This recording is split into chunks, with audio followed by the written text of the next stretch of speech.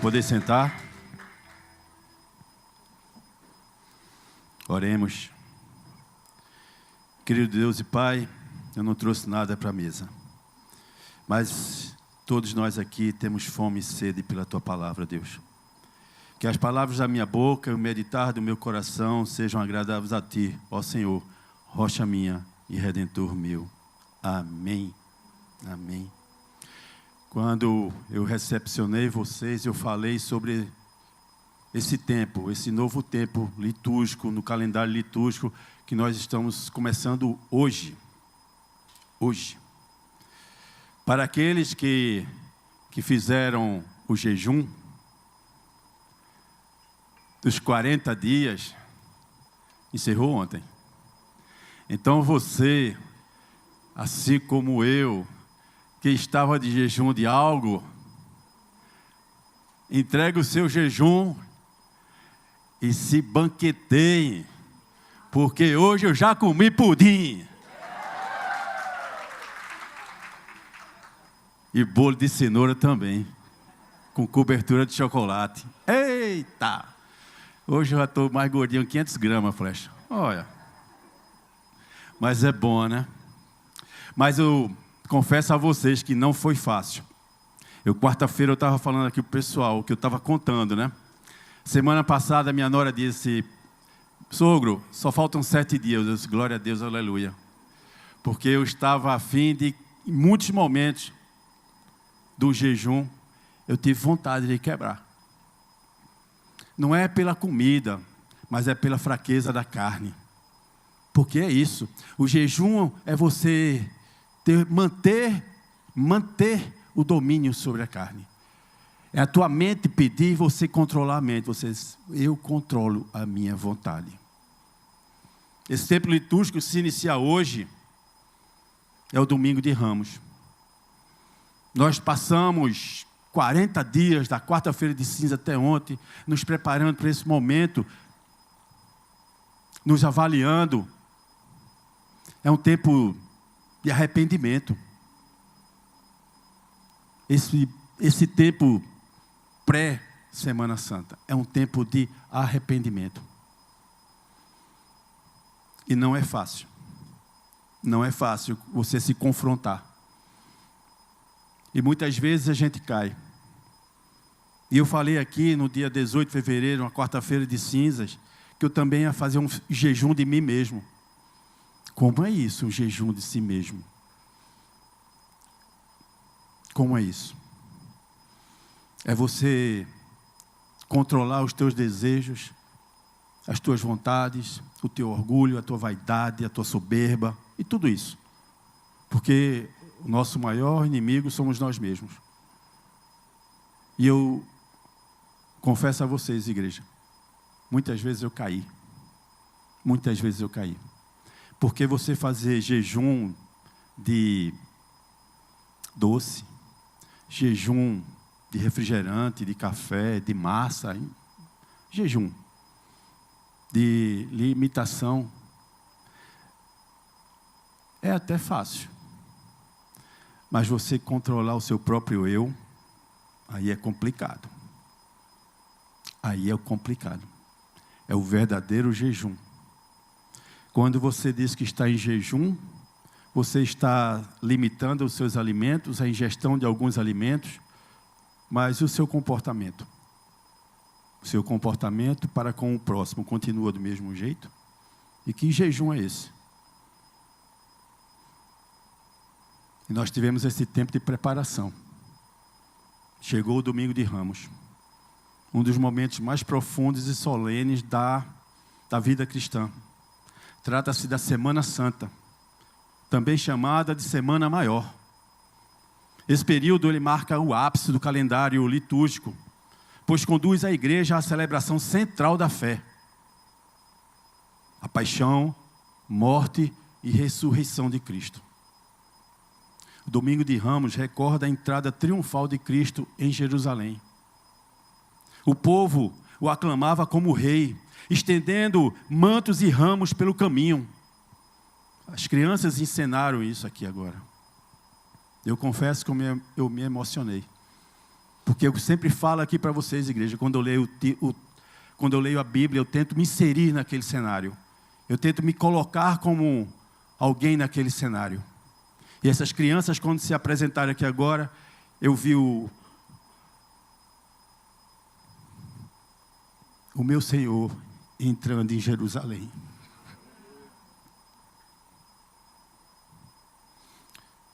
Mas nesse mesmo dia, a liturgia faz a leitura da paixão, revelando o contraste entre a aclamação e a rejeição.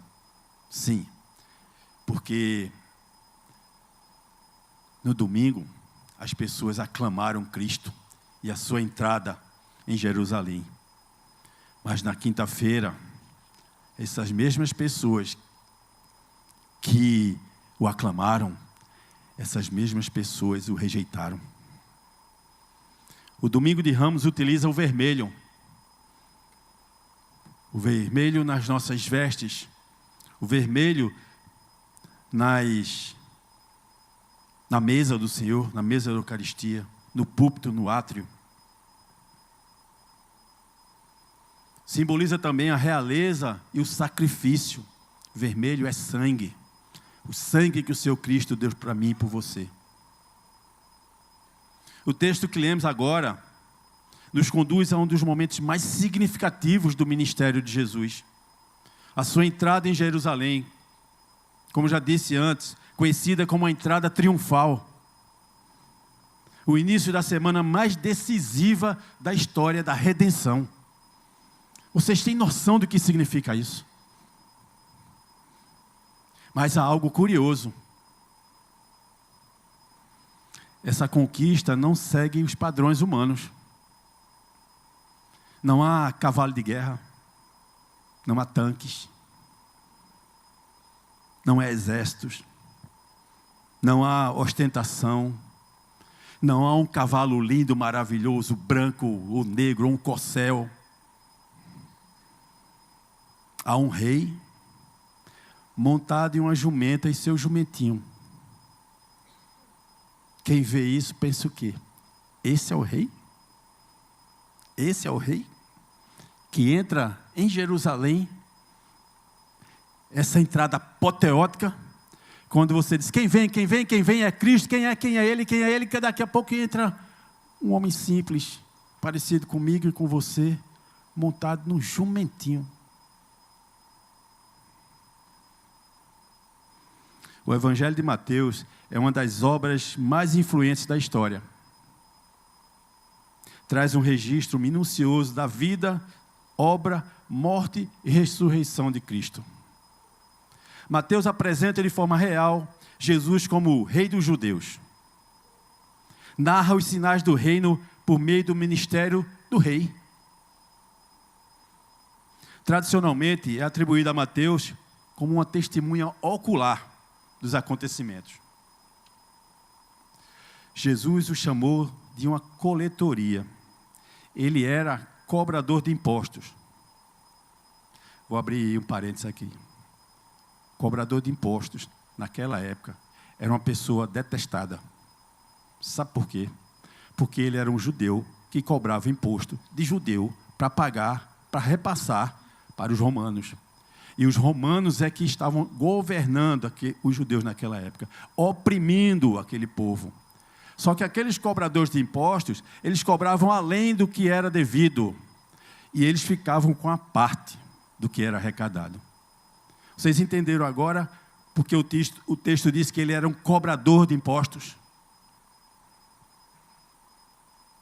Olha quem Jesus chamou para ser um apóstolo. Mateus caminhou com Jesus. Ele presenciou seus milagres. Os cegos viram, os surdos ouviram, os mudos falaram, os aleijados andaram, os leprosos foram curados, os cativos foram libertos e os mortos foram ressuscitados. Mateus também ouviu os ensinamentos de Cristo. É pouco? É pouco? Olha o que esse homem viu, ouviu e participou. Mateus escreveu para os judeus, enfatizando que Jesus era o rei esperado. Por isso, esse evangelho é o que apresenta o maior número de citações do Antigo Testamento.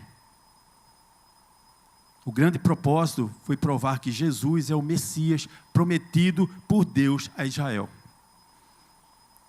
Que ele veio ao mundo para cumprir as profecias, para ser o nosso Redentor, o nosso Salvador, o nosso Libertador. Essa passagem lida agora narra a entrada triunfal de Jesus em Jerusalém, como foi lido. Mas eu vou dar ênfase aos versículos 10 e 11. Especificamente a uma pergunta que ecoou por toda a cidade. Quem é este? E entrando ele em Jerusalém, toda a cidade se alvoroçou e perguntavam: quem é este? E as multidões clamavam: este é o profeta Jesus de Nazaré. Amém? Quem é este? O povo perguntava quem era aquele homem montado em um jumentinho que estava causando o maior rebuliço. Quem era aquele homem que não aparentava nenhuma realeza? E não trajava, não estava montando em um belo cavalo e não trajava belas roupas. Não tinha pompa. Ele era uma pessoa comum, humilde. E ele entrou ali naquela cidade de uma forma humilde. Mas causou um rebuliço. Aí isso causou. E as pessoas perguntavam: quem é esse cara? Quem é ele? Pela sua aparência não podia ser nenhum rei. Não estava acompanhado por uma comitiva ou por um grande exército. Seja sincero com você. Se você estivesse naquele dia lá, vendo aquele homem entrar, você ia afirmar que ele era o rei? Ou você ia perguntar: quem é? Quem é? Por que está todo mundo com esse barulho todo? Quem é esse rapaz que está entrando na cidade desse jeito? Que está causando isso? Afinal, quem era aquele homem? Mas a multidão que recepcionava Jesus e que o conhecia gritava: este é o profeta Jesus, de Nazaré da Galileia. Algumas pessoas sabiam quem ele era. Sabiam o nome e o lugar onde morava. A origem dele. Nesse trecho nós podemos observar o cumprimento de duas profecias. A primeira escrita pelo profeta Zacarias, lá atrás, no Antigo Testamento, mais de 500 anos antes desse fato acontecer, esse profeta já tinha dito: alegra-te muito, ó filha de Sião, exulta, ó filha de Jerusalém, eis aí te vem o teu rei, justo e salvador, humilde, montado em um jumento, num jumentinho, cria de jumento. Isso está escrito no livro do profeta Zacarias, no capítulo 9, versículo 9. E a segunda está escrita no capítulo 2 desse evangelho de Mateus, no versículo 23, e diz assim: e foi habitar numa cidade chamada Nazaré, para que se cumprisse o testemunho profético acerca do Messias. E ele será chamado Nazareno. Nazareno porque morava em Nazaré. A multidão sabia que Jesus era profeta e de onde ele era, Nazaré da Galileia. Você sabe quem é Jesus?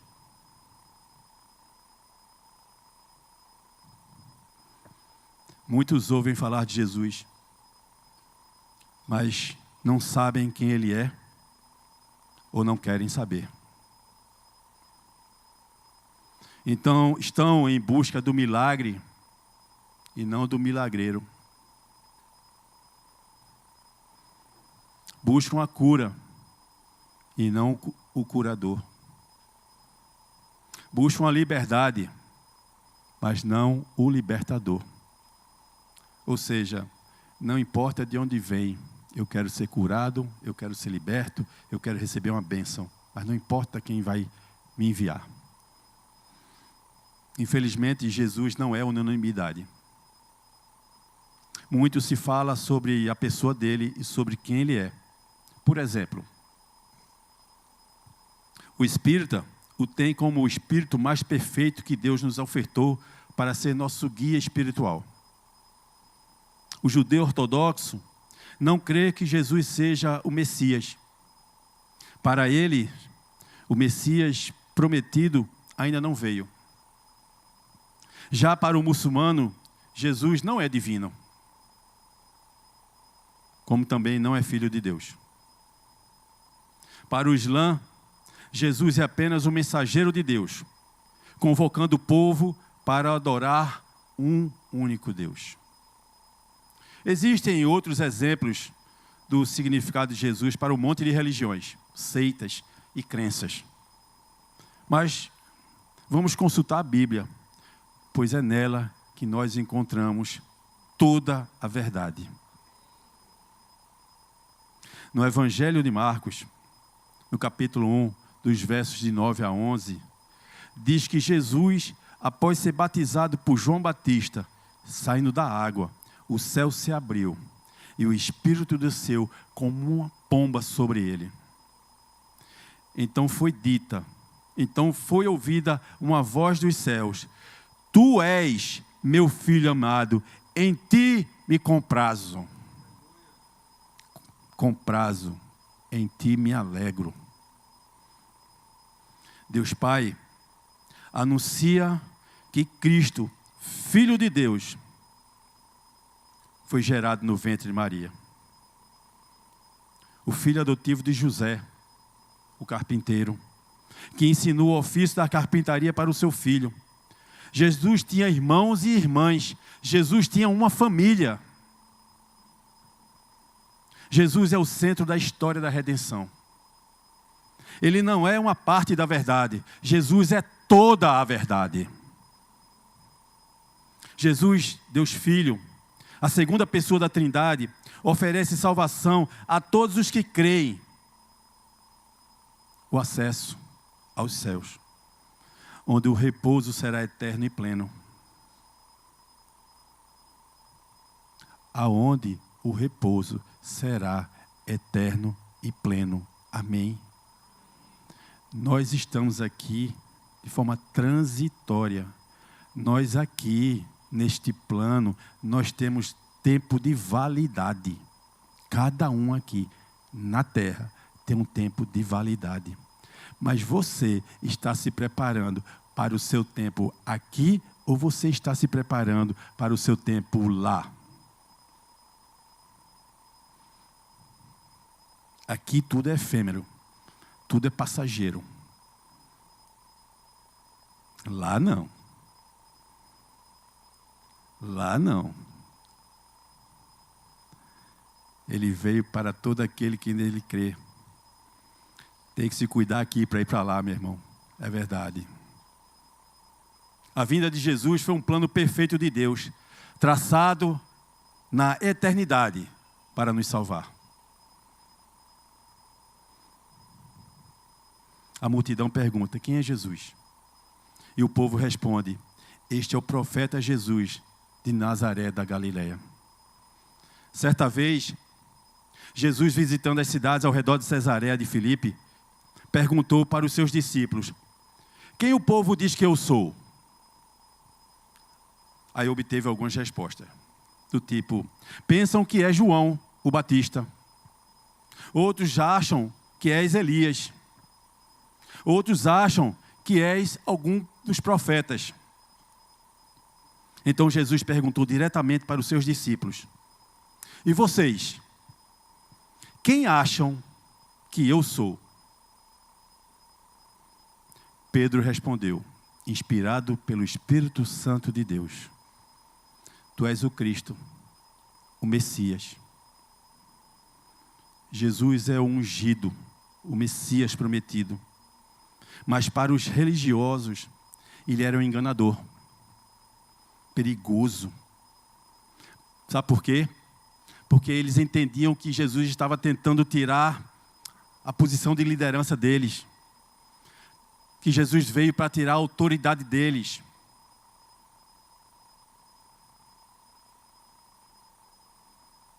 Quem é Jesus?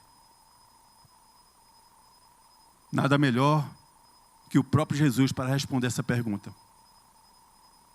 Lá no Evangelho de João, no capítulo 14, versículo 6, está escrito: respondeu-lhe Jesus: eu sou o caminho e a verdade e a vida. Ninguém vem ao Pai senão por mim. Amém? Ninguém.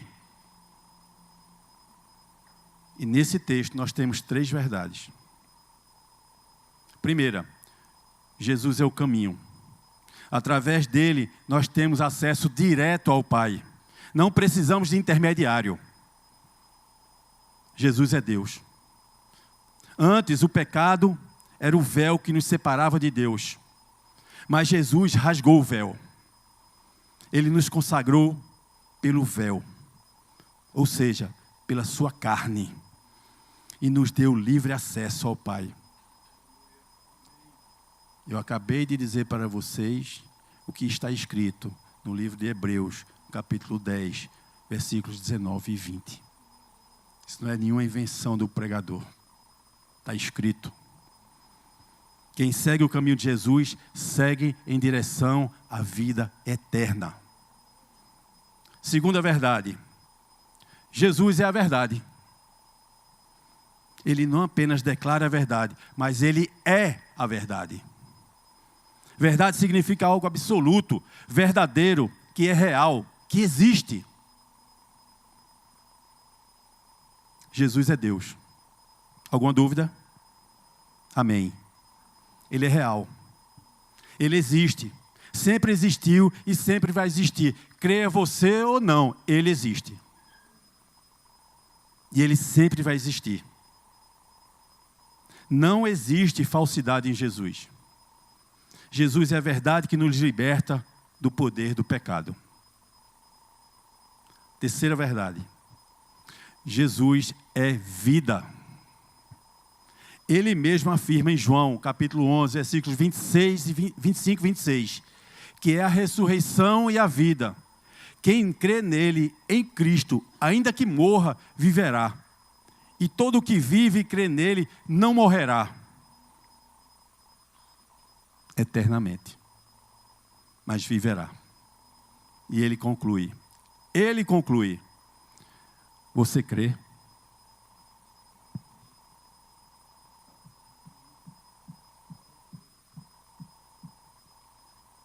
Não é o pregador que está perguntando. Está escrito, o próprio Cristo pergunta, você crê? Eu gostaria de ouvir um eu creio bem alto aqui nesse lugar. Aleluia, meu irmão. Até o tutano, meu irmão. Nós vivemos dias em que muitos dizem que creem em Cristo. No entanto, nos falta a realidade prática de andar diariamente com Jesus. De ter um relacionamento íntimo e pessoal com Ele. Jesus é o ápice da revelação de Deus. Jesus é o motivo de tudo. Jesus é o motivo de nós estarmos aqui reunidos. Porque se o motivo não fosse Ele, não for Ele, isso aqui não tem sentido nenhum. Jesus é descendente de Abraão, de Judá e de Davi. Nasceu da Virgem Maria, em Belém. Teve como antecessor João, o Batista. Jesus é rei, profeta e sacerdote. Ele levou os pecados do mundo. Jesus foi humilhado, teve as mãos e os pés transpassados. Mas nenhum dos seus ossos fora quebrado. Jesus foi zombado pelos soldados. Jesus orou, Pai, se possível, passa de mim esse cálice. Mas que seja feita a tua vontade.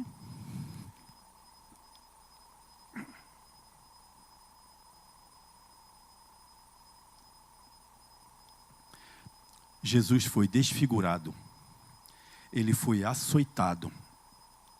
E como rei, lhe foi posta uma coroa de espinhos. Jesus foi pregado no madeiro.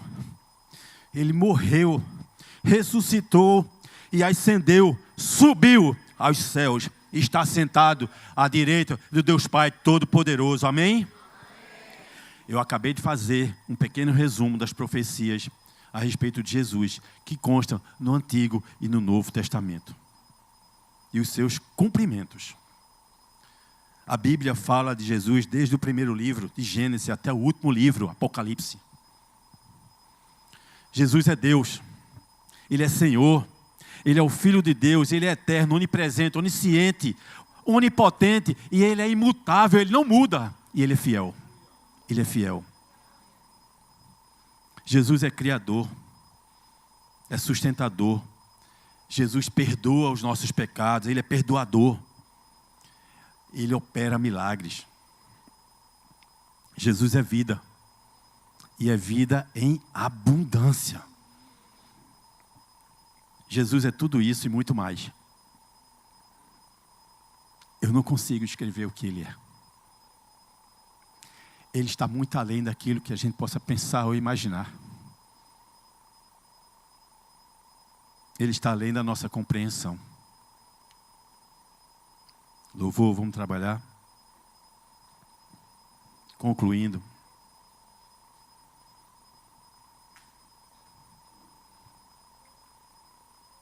O objetivo de todo cristão deve ser o de ter uma resposta particular, formulada em sua convicção pessoal sobre a pessoa de Jesus Cristo.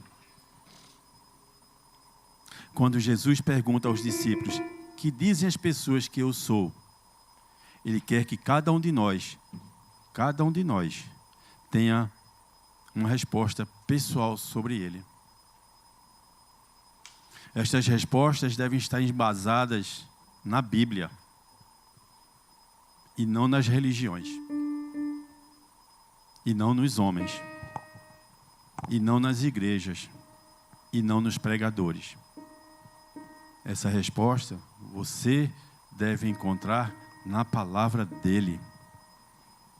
Quem é Jesus para você? Eu concluo essa pregação com a frase do teólogo canadense, Dr. J.I. Packer. Conhecer a Deus é um relacionamento pessoal com Ele, que envolve não apenas saber sobre Ele, mas confiar, obedecer e adorá-lo como Senhor. Quem é Jesus para você? Que Deus nos abençoe e que Ele nos revele